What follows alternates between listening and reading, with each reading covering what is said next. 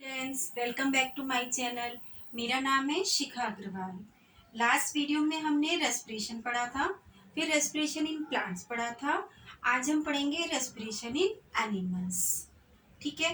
अब हम ये पढ़ेंगे, इसमें ये देखेंगे कि डिफरेंट ऑर्गेनिज्म में जो रेस्पिरेटरी ऑर्गन्स होते हैं वो डिफरेंट होते हैं, और इनमें जो है ऑर्गेनिज्म में इसमें जो है गैसेस का एक्सचेंज, जो गैसेस का एक्सचेंज होता है वो किस तरीके से होता है।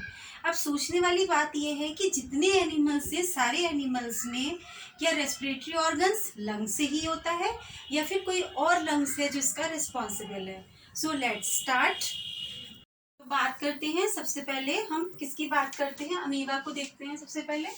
तो रेस्पिरेशन इन अमीबा।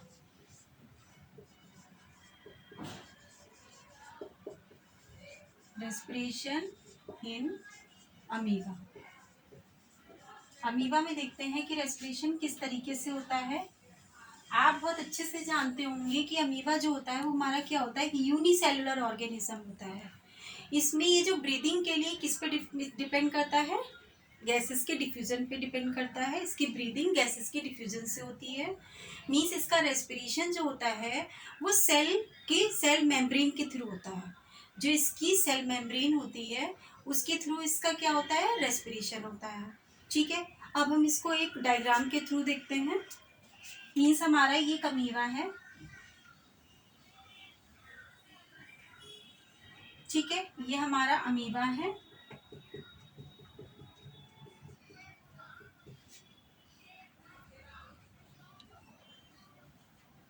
ये अमीबा है और ये इसकी क्या है, सेल मेम्ब्रेन है। सेल मेम्ब्रेन क्या होती है, इसकी बहुत थिन होती है जिसके कारण रेस्पिरेशन होता है। ठीक है। अब क्या होता है, ये तो आपको पता होगा कि अमीबा कहाँ है, lives in water. Amoeba water में रहता है। मीन्स ये हमारा वाटर है, अमीबा वाटर में रहता है। अमीबा क्या होता है, साइज में बहुत छोटा होता है ना, और वाटर में रहता है। वाटर में क्या होती है, ऑक्सीजन डिजॉल्व होती है। वाटर में क्या होता है, ऑक्सीजन जो होता है डिजॉल्व होती रहती है। ठीक है। अब जैसे इसमें डिफ्यूजन होता है, जैसे इसमें रेस्पिरेशन होता है, तो ऑक्सीजन क्या करती है, ऑक्सीजन डिफ्यूजन के दौरान, ऑक्सीजन डिफ्यूजन के दौरान क्या करती है, अमीबा में क्या करती है, एंटर करती है। लेकिन ये साइज में इतना छोटा होता है कि ऑक्सीजन क्या होती है, फौरन स्प्रेड हो जाती है, इसकी बॉडी में फौरन स्प्रेड हो जाती है। और फिर उसी जब इसमें रेस्पिरेशन के दौरान फिर क्या होता है, जब इसमें ऑक्सीजन अंदर आई, एंटर करी, बाय किसके थ्रू, सेल मेम्ब्रेन के थ्रू उसने एंटर करा, इनमें रेस्पिरेशन हुआ। उसी प्रोसेस से CO2 गैस जो है वो डिफ्यूजन के दौरान फिर क्या होता है, डिफ्यूजेस आउट, बाहर निकल जाती है। ठीक है। O2 अंदर आई, फैल गई बॉडी में। बॉडी ये बहुत छोटा होता है साइज में, और जब रेस्पिरेशन हो रहा है उसी दौरान क्या होता है, CO2 जो होती है वो आउट हो जाती है। इसका रेस्पिरेशन इस तरीके से होता है, डिफ्यूजन क्या होता है, इसी तरीके से होता है। ठीक इसी तरीके से पैरामीशियम है, प्लेनेरिया है। इसके बहुत सारे एग्जाम्पल है। क्या है, एक तो पैरामीशियम है, पैरामीशियम है, प्लेनेरिया है। इनमें भी जो रेस्पिरेशन होता है किसके थ्रू होता है, सेल मेम्ब्रेन के थ्रू ही होता है। ठीक है। ओके, अब आपको ये समझ में आ गया होगा रेस्पिरेशन इन अमीबा। इसके बाद हम पढ़ेंगे रेस्पिरेशन इन अर्थवॉर्म, कि अर्थवॉर्म में रेस्पिरेशन कैसे होता है।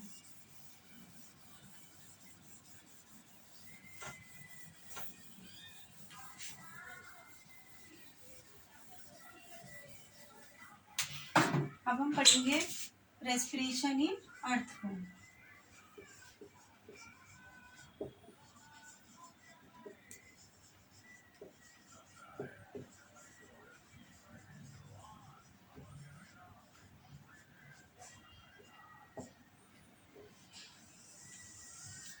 सो अर्थवॉर्म में रेस्पिरेशन क्या होता है, अर्थवॉर्म में रेस्पिरेटरी ऑर्गन जो होता है वो उसकी क्या होती है, स्किन होती है।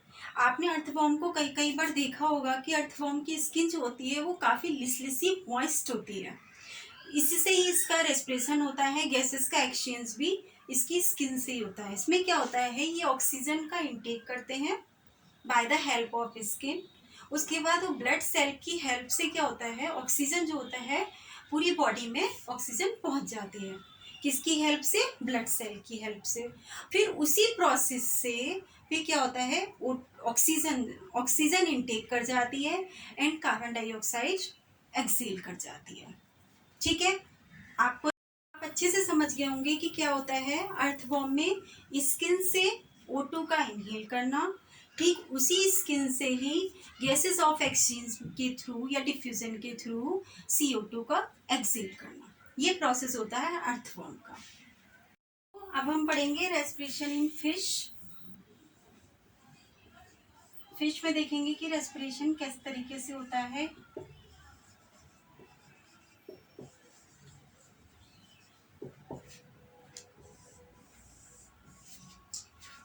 ये वाटर में रहते हैं।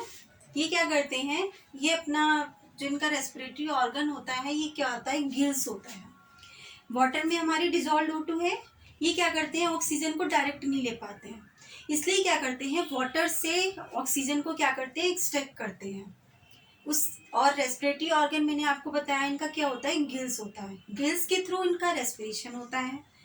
अगर हम फिश को वाटर से बाहर निकाल दें तो क्या होता है, आपने देखा होगा कि अगर हम फिश को वाटर से बाहर निकाल दें तो फिश क्या होती है, हमारी डाई हो जाती है, मर जाती है। बिकॉज इसमें कोई लंग्स तो होते ही नहीं है जिनका रेस्पिरेशन हो जाए। इनमें होते हैं गिल्स जो वाटर में डिजॉल्व ऑक्सीजन को एक्सट्रैक्ट करते हैं, उससे लेते हैं।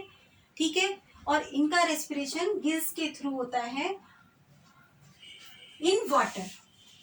ठीक है, हमने अब आपको बताया जो अमीबा है, अमीबा में रेस्पिरेशन किसके थ्रू होता है, सेल मेम्ब्रेन के थ्रू होता है। क्योंकि मैंने बताया आपको उसकी थिन मेम्ब्रेन होती है, उसके थ्रू उसका सेल क्या नाम है, रेस्पिरेशन होता है। फिर हमने बताया आपको रेस्पिरेशन इन अर्थवॉर्म।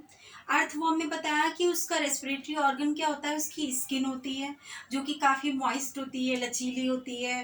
वो क्या करता है, ब्लड सेल्स की हेल्प से CO2 जो होती है पूरी बॉडी में पूरी बॉडी में ट्रांसपोर्ट हो जाती है, CO2 निकल जाती है।